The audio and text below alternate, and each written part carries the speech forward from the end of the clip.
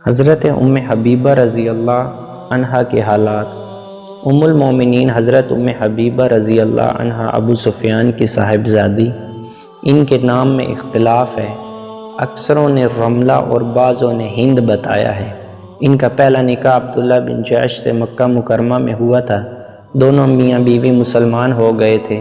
کفار کی تکالیف کی بدولت وطن چھوڑنا پڑا اور حبشہ کی ہجرت دونوں نے کی۔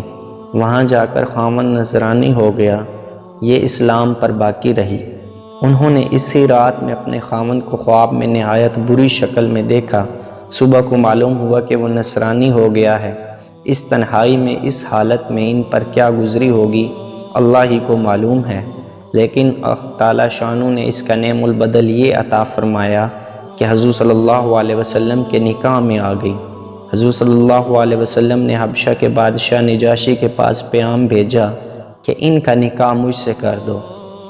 چنانچہ نجاشی نے ایک عورت ابرہہ کو ان کے پاس اس کی خبر کے لیے بھیجا۔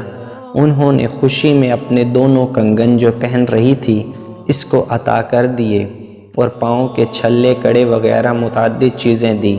نجاشی نے نکاح کیا اور اپنے پاس سے 400 دینار مہر کے ادا کیے اور بہت کچھ سامان دیا۔ جو لوگ مجلس نکاح میں موجود تھے ان کو بھی دینار دیے اور کھانا کھلایا۔ اس میں اختلاف ہے کہ یہ نکاح 7 ہجری میں ہوا جیسا کہ اکثر کا قول ہے، یا 6 ہجری میں جیسا کہ بعض نے لکھا ہے۔ صاحب تاریخ خمس نے لکھا ہے کہ ان کا نکاح 6 ہجری میں ہوا اور رخصتی 7 ہجری میں۔ جب یہ مدینہ طیبہ پہنچی، نجاشی نے بہت سی خوشبو اور سامان جہیز وغیرہ دے کر ان کو نکاح کے بعد حضور صلی اللہ علیہ وسلم کی خدمت میں بھیج دیا۔ بعض کتب تاریخ اور احادیث سے معلوم ہوتا ہے کہ ان کے باپ نے نکاح کیا، مگر یہ صحیح نہیں، اس لیے کہ ان کے باپ اس وقت تک مسلمان نہیں ہوئے تھے اور وہ اس قصہ کے بعد مسلمان ہوئے۔ ان کا قصہ اسی باب کے نمبر 9 پر گزر چکا ہے۔ ان کے انتقال میں بہت اختلاف ہے۔ اکثر نے 44 ہجری بتایا ہے اور اس کے علاوہ 46 اور 55 ہجری اور 50 ہجری وغیرہ اقوال بھی آئے ہیں۔